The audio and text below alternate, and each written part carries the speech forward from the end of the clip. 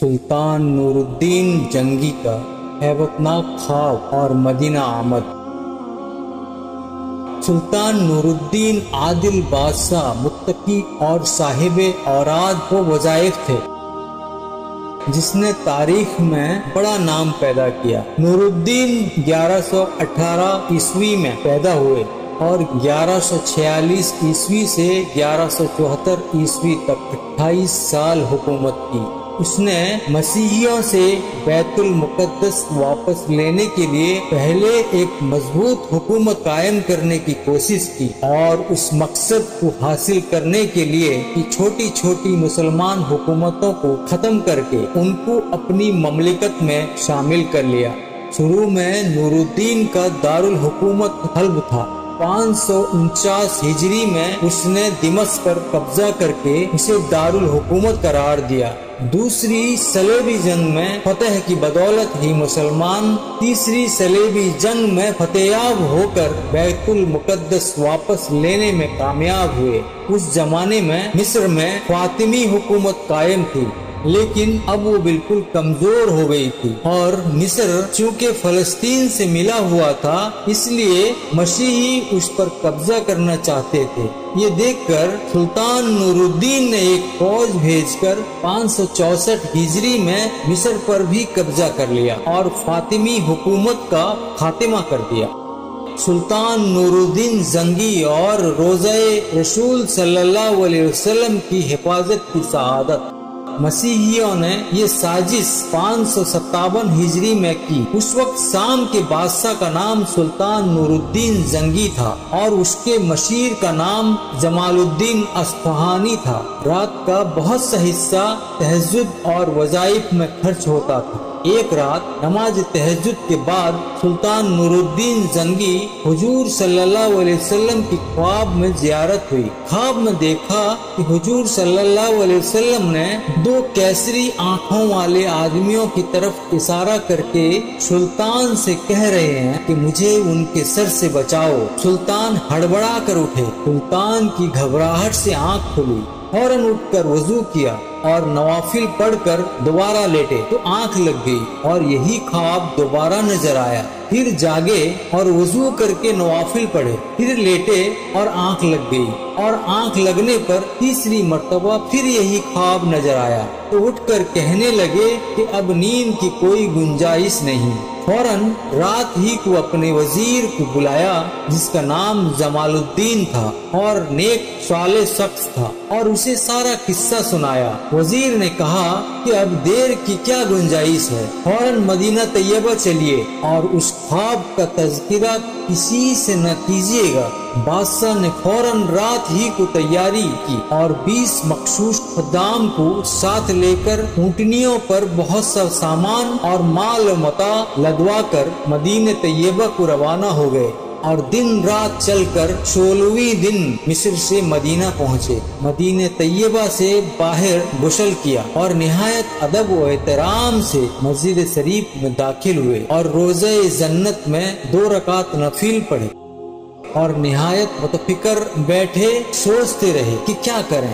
جب اہل مدینہ جمع ہوئے تو وزیر نے اعلان کیا کہ سلطان زیارت کے لیے تشریف لائے ہیں اور اہل مدینے پر بخشش و اموال بھی تقسیم ہوں گے، اور بہت بڑی دعوت کا اہتمام کیا جس میں سارے اہل مدینے کو مدعو کیا۔ بادشاہ کے حکم سے سارے لوگ حاضر ہوئے، خیرات شروع کی۔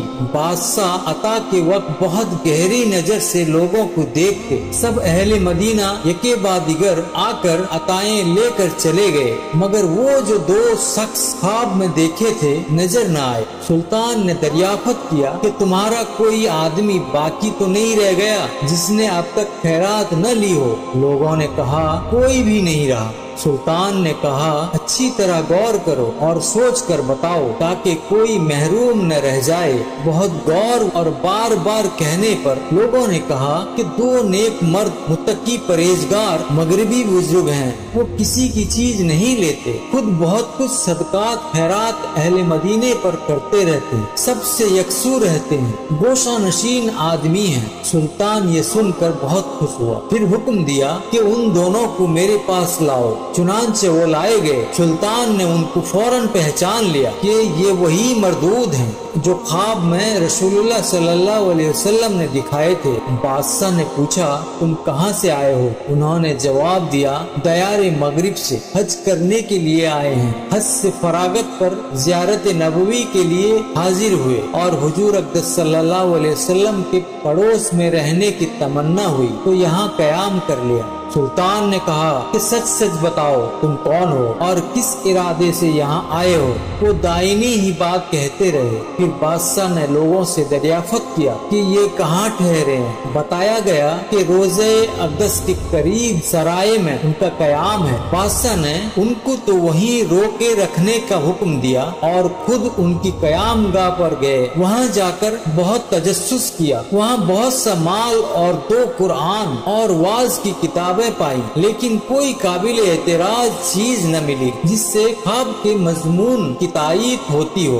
बादशाह बहुत परेशान और मुतफिकर था। अहले मदीना बहुत कसरत से सिफारिश के लिए हाजिर हो रहे थे कि ये नेक बुजुर्ग दिन भर रोजा रखते हैं और रोजे अतहर में नबी करीम सल्लल्लाहु अलैहि वसल्लम पर दरूद पढ़ते हैं। हर सुबह जन्नतुल बकी की जियारत को जाते हैं। हर सोमवार हफ्ते मस्जिद कुबा की जियारत करते हैं। साइलों का सवाल रद्द नहीं करते। इस कहत के साल में अहले मदीना के साथ इंतहाई हमदर्दी गमगुशारी उन्होंने की है। बादशाह वो हालत सुनकर ताज्जुब करते थे और इधर उधर मुतफिकर फिर रहे थे। दफातन ख्याल आया कि उनके मसले को जो एक बोरिये पर बिछा हुआ था उठाया, उसके नीचे एक पत्थर बिछा हुआ था, उसको उठाया तो उसके नीचे से एक सुरंग निकली जो बहुत गहरी खोदी गई थी और बहुत दूर तक चली गई थी, हत्ता के कब्र अतहर के करीब पहुंच गई थी।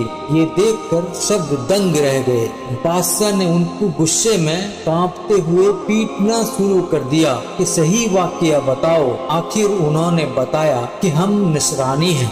ईसाई बादशाहों ने हमें बहुत सा माल दिया है और हमें मगरिबी हाजियों के साथ उन्हीं के भेष में भेजा है ताकि हुजूर सल्लल्लाहु अलैहि वसल्लम के जसद मुबारक को निकाल कर ले जाएं। वो दोनों रात को इस जगह को खोदा करते और जो मिट्टी निकलती उसको चमड़े की 2 मस्कों में भरकर सुबह सवेरे जन्नतुल बकी में डाल देते। लोग ये समझते जन्नतुल बकी जियारत और दुआ को जाते हैं। जब ये आदमी नबी करीम सल्लल्लाहु अलैहि वसल्लम के करीब पहुँचे थे तो आसमान में एक गरज पैदा हुई, बिजली चमकी और अजीमुस्सान जलजला आया कि पहाड़ जड़ से उखड़ने लगे। उस रात में सुल्तान नूरुद्दीन भी पहुंचाया। उनके हालात तमाम लोगों पर जाहिर हो गए। जब उन मरदूदों ने इतराफ किया, उनके हालात तमाम लोगों पर जाहिर हो गए। लोगों ने अल्लाह ताला जल्ले जलालहू की इनायत देखी। बादशाह उस पर के